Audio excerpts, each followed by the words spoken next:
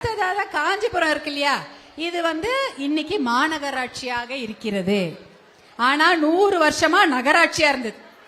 நீங்க எல்லாரும் உங்க எல்லாருக்கும் நல்லா தெரியும், உள்ளாட்சி தேர்தல் அப்படின்னு ஒரு விஷயம் இருக்கிறது. உள்ளாட்சி தேர்தல்லாம் எப்ப வரும்னா, நம்மளுடைய தேர்தல் முடிஞ்சு ஒரு 6 மாசத்துல உள்ளாட்சி தேர்தல் வரும்.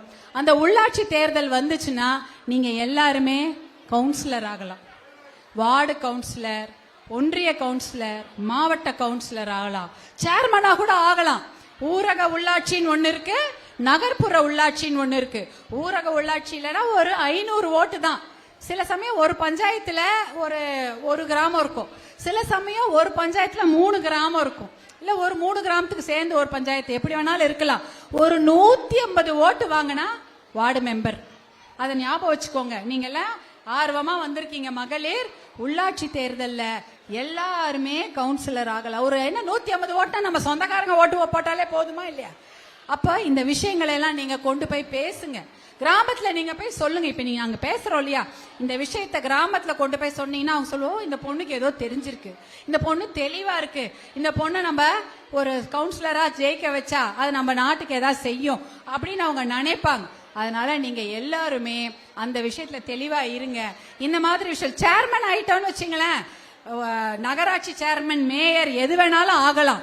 அந்த மாதிரி விஷயங்கள்லாம் ஆகும் பொழுது அவங்க எம்எல்ஏ விட பவர்ஃபுல்லா. இப்போ ஊரக உள்ளாட்சி அப்படின்னா நான் சொன்னேன் இல்லையா, பஞ்சாயத்து, அதுக்கப்புறம் அதுல வார்டு மெம்பர், அப்புறம் ஒன்றியம், அதுக்கப்புறம் உள்ளாட்சி, அந்த நகராட்சி மாதிரி.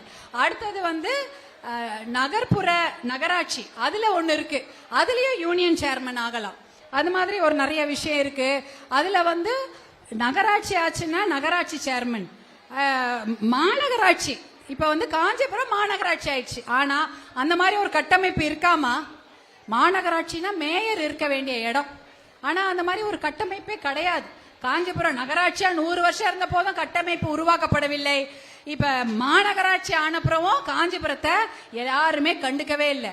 அதனால இந்த விஷயங்களை மனசுல வச்சுங்க. கண்டிப்பாக பெண்களாகிய உங்களால் அதை செய்ய முடியும். என்ன செய்ய முடியும்? உங்க மாநகராட்சியோ அது நகராட்சியோ எல்லா விஷயத்திலும் அந்த ரோடு போடணுமா, யாரையும் கேட்க தேவையில்லை. நீங்களே கவுன்சிலர் ஆயிட்டீங்கன்னா 500 ஓட்டு, 5000 ஓட்டு, 50000 ஓட்டெல்லாம் இருக்குது. அது டிஸ்ட்ரிக்ட் அதெல்லாம் வரும். 50000 ஓட்டெல்லாம் வாங்கி கவுன்சிலராவோ சேர்மனோ ஆனா எது வேணாலும் உங்களுடைய நகராட்சிக்கு பெண்களாகிய நீங்கள் செய்து கொள்ளலாம். ஏன் தெரியுமா? இன்னைக்கு உள்ளாட்சி தேர்தலில் 50% இடஒதுக்கீடு பெண்களுக்கு தான் இருக்கு. 100 பேர் கவுன்சிலர்னா 50 பேர் பெண்கள் அப்படின்னு சொல்றாங்க.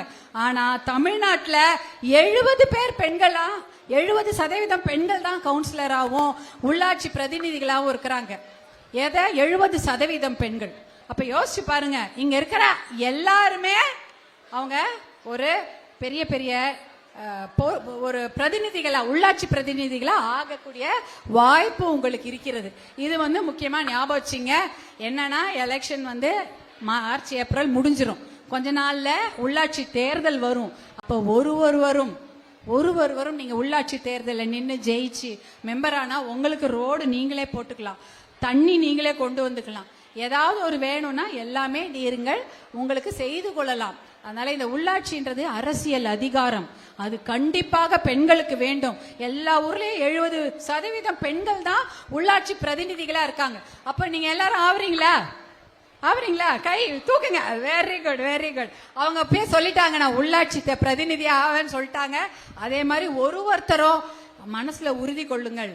கண்டிப்பாக உள்ளாட்சி பிரதிநிதிகளாகவோ ஏதாவது ஒரு கவுன்சிலர், சேர்மன் எது வேணாலும் ஆகலாம், நீங்க ஆக முடியும் என்று அதை ஞாபகம் வச்சுக்கீங்க.